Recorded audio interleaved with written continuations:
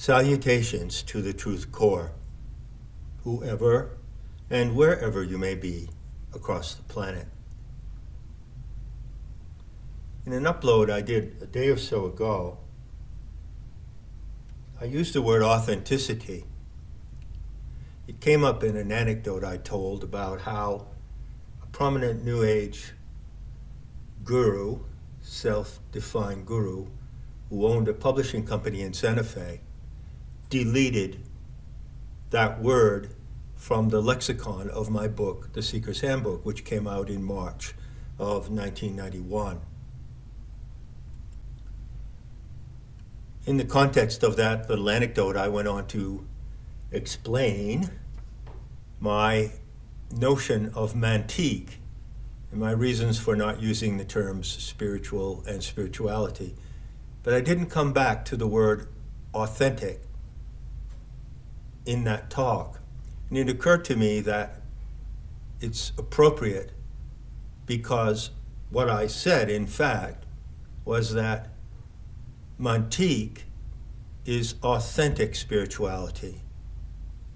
And the terms spiritual and spirituality have become so debased and so corrupted that they're no longer useful, and even more so, they are not useful due to the fact that they often refer to forms of spirituality which are inauthentic.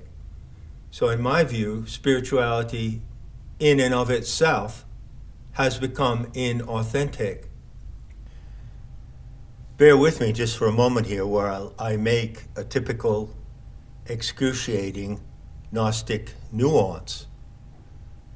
Recall that I said that spirituality can be distinguished from religion in this way, that spirituality at least teaches something about consciousness and the mind and the intelligence of the universe, which religion does not. No religion teaches anything about that. Religions teach obedience and submission, if you can call that teaching. I also mentioned that there are some metaphysical, occult, and philosophical systems which might legitimately be called spiritual due to the fact that they do treat consciousness. They investigate it and they describe the workings of consciousness. You can include in that category Vedic philosophy, the Upanishads, the entire realm of yogic teachings about the mind-body connection.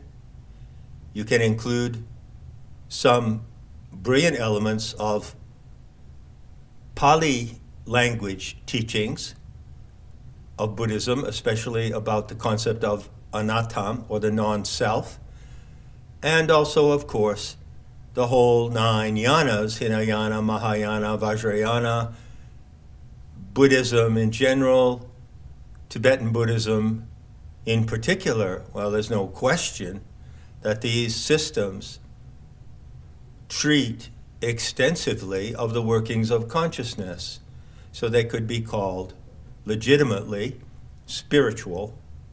However, what I find is that those teachings as they survive today have become inauthentic. I consider Buddhism to be entirely corrupt and inauthentic, rotted out at the core.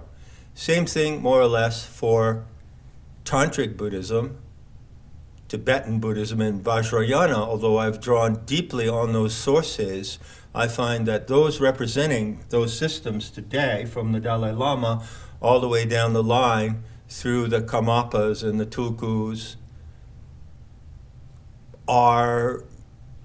give examples. The teachers today of those systems are examples of inauthentic voices.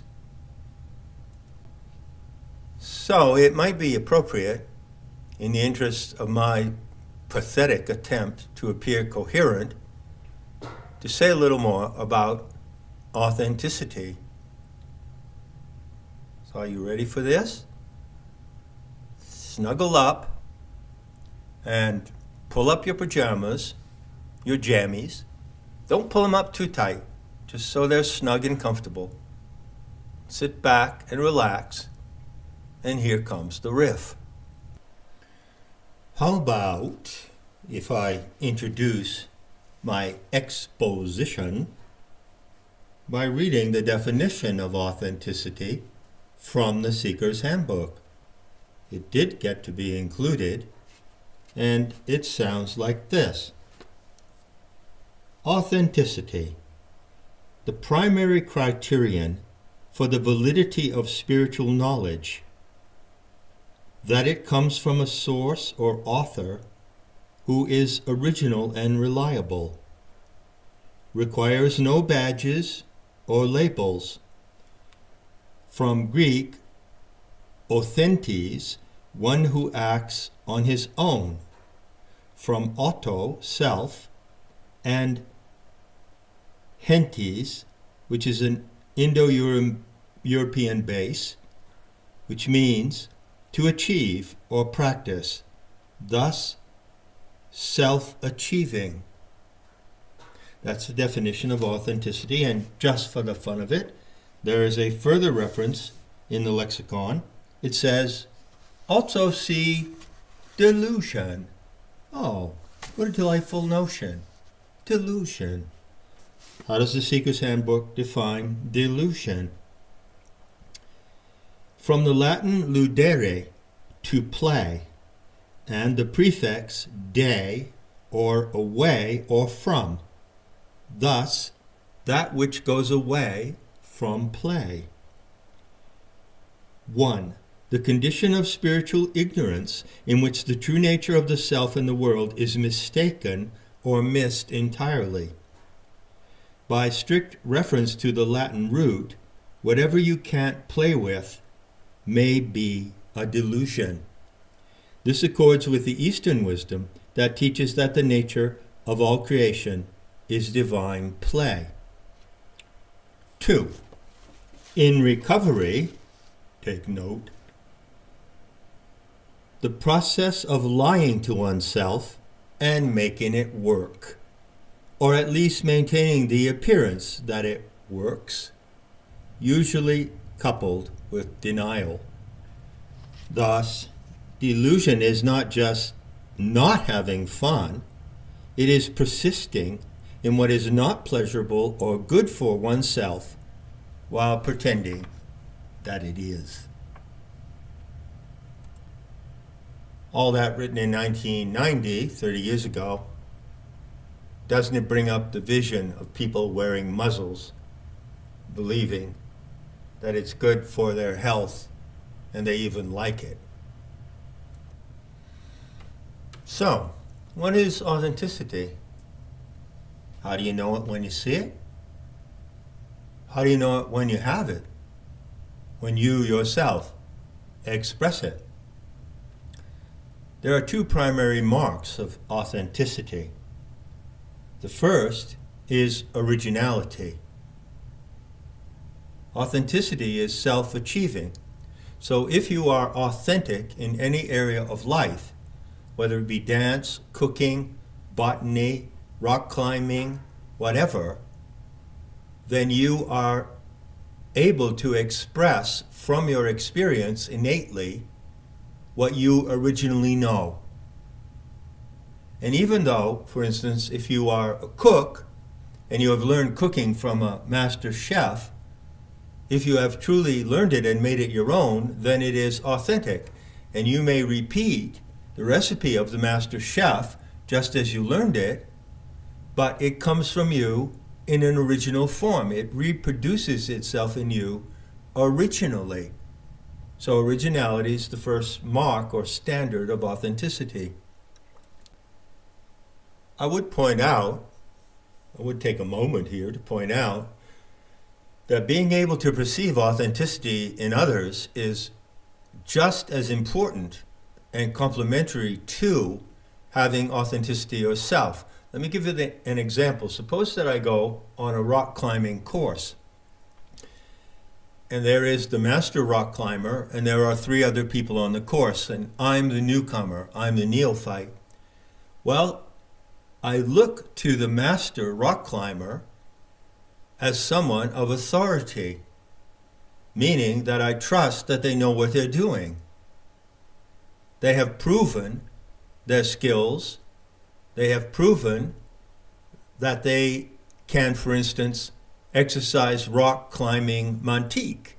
Well, what is rock climbing mantique? Well, it means that the master rock climber stands in front of the cliff and he or she can read the cliff, can read it, and can look instantly and know the parts of it that will be difficult, the parts of it that will require certain ropes, certain pitons, and the parts of it that will require very tricky and perhaps dangerous moves. And I trust the authenticity of the master rope climber based on the original experience of that person.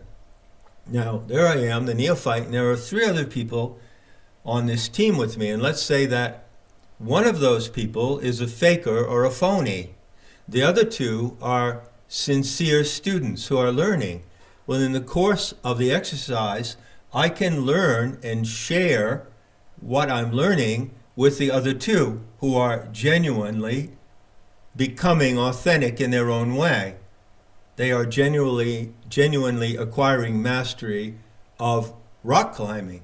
But one of these 3 people is a fake and a phony, and I have to learn to perceive that, because that individual could tell me something that could cause me harm. That's just a simple example. Many others come to mind. The recognition of those individuals who are truly authentic stands radically and brutally with the recognition of authorities. Authorities are not authentic. No authorities are authentic. Billionaires, millionaires, CEOs, heads of humanitarian organizations, masterminds of science, medical professionals, with some rare exceptions, are not authentic. Do not trust anyone who is not authentic. The authorities are not authentic because the power that they wield is based on an illusion of power, and in fact, they don't genuinely, originally, and innately have power. They depend on having power over others by promoting and enforcing the illusion of power. Do not trust the authorities. Learn to perceive and trust those who are authentic so that you can become authentic yourself. The first standard then of authenticity is originality. The second standard is, what can I call it? It's construction. When you have authenticity in any area, such as cooking, rock climbing, sailboating, what you know and what you can prove you know constantly builds. It constantly gets better. It constantly optimizes itself. So a character or a feature or mark of authenticity is that it builds. And this is due to the emergent force that is inherent in being original. The emergent force of an insight, for instance. Take a botanist. Picture me in another scenario where I'm going on a tour of some countryside with a botanist. The botanist has botanical mantique. He or she reads the countryside, reads the flowers, the lay of the land, reads the atmosphere, and can prove what he or she knows in practical terms. This plant is poisonous, this plant is medicinal. That's authentic knowledge. And when you have authentic knowledge in any field whatsoever, you have insight that builds. It never stops growing. It never stops getting better, richer, and more clear. Individuals who are authentic, you will find, no matter what field, have the qualities of elegance and sophistication. It's really that simple, my friends. Those are the marks, standards of authenticity. And there is one other fundamental factor. Remember that true spirituality, if it were legitimate, would say something about consciousness. Well, what can you say about consciousness? We can say a lot of things about it. However, what you say, what a Tibetan master might say, or a Zen master, or anyone else, won't hold together unless they say something else. So everyone who pretends to speak about consciousness, to teach about it, has to say one fundamental thing to make whatever they say hang together. And what is that fundamental thing? What is that fundamental concept? It is the framing of consciousness. How is consciousness framed? What is its framework? This notion of framing is absolutely essential to the ontology, epistemology, and phenomenology of any chatter about consciousness. Now, lest I sound like I'm going off the deep end here, I live off the deep end, and saying things which are a little bit too complicated or whatever, I'll put it in the form of an assertion. You can have authenticity, but you cannot have it on your own. It is your own achievement. It is the proof of your mastery, of your own mind, of your body-mind, your mastery of life. But you cannot have this mastery of life on your own. No one can be authentic on their own. So what am I saying? What's the implication? Authenticity in its elementary and primal dimension depends on you knowing the frame in which you can know anything. It depends on you being conscious in the frame of what gives you consciousness. And what gives you consciousness? What allows you to be an intelligent animal moving about the earth? Well, in Gnostic terms and in the framework of planetary Tantra, it is the intelligence of the earth itself, considered as a divine presence, the sovereign mind of the earth, the living intelligence of the planetary animal mother, Sophia. You live in her intelligence. You are a product of it, and her intelligence frames yours. So you cannot be authentic in your intelligence or anything you know or do without knowing what that frame is, and without being immediately and palpably aware that you are in that frame. During the Mandela Effect Decoded series in 2017, I introduced a term and an acronym, PSI. And I said at that time to those who might not be comfortable with all of this elaborate and grandiose language that I use, regarding the Aeon Sophia, your divine mother, the Aeonic mother, and so forth, which is animistic language. Well, I said, look, if you're not comfortable with that animistic language, and if you don't find yourself in a place in your mind and in your life where you can look at the earth as a superorganism, as an actual animal, she is an animal, it's a female animal. If you can't go there, then just go to the PSI, which is the plenary sovereign intelligence. Why is it plenary? Because it contains everything and pervades everything. Why is it sovereign?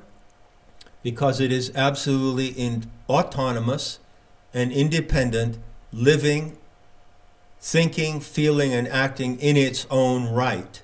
That's the principle of deep ecology, by the way. The earth is a sovereign animal, living, feeling, and acting in its own right, even independent of human presence on the earth. And intelligence, PSI, intelligence is what nature is. Nature is the manifestation of a living intelligence in which you partake. And when you know that you partake in that frame, then you have the foundation to be authentic, because you know that your authenticity is not something you achieve on your own. You achieve it in relation to and in dynamic coupling with the greater frame of intelligence provided to you by the earth, by the Aeon Sophia, who is a divine entity on the galactic scale. So that's about it. I'll leave it at that. I won't elaborate further, but I will signal you to a unit on nemata.org, which is entitled On Authenticity, Authenticas Nous.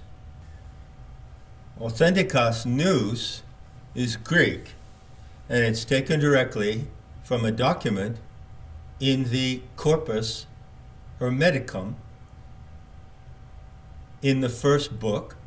And the title of that book, the title of that first treatise, is called Poimandres, Poimandres. And this is a made-up Greek word which means something like the guardian or advisor of the mind, or even the shepherd of the mind. And in this unit, I elaborate further on the notion of authenticity. Doing so, I cite that document. I work from 4 different translations. And I point out that authenticas nous, authentic mind, is actually the sovereign mind of the earth itself, the sovereign mind of the goddess Sophia. And it is also your mind. It's not an article of faith.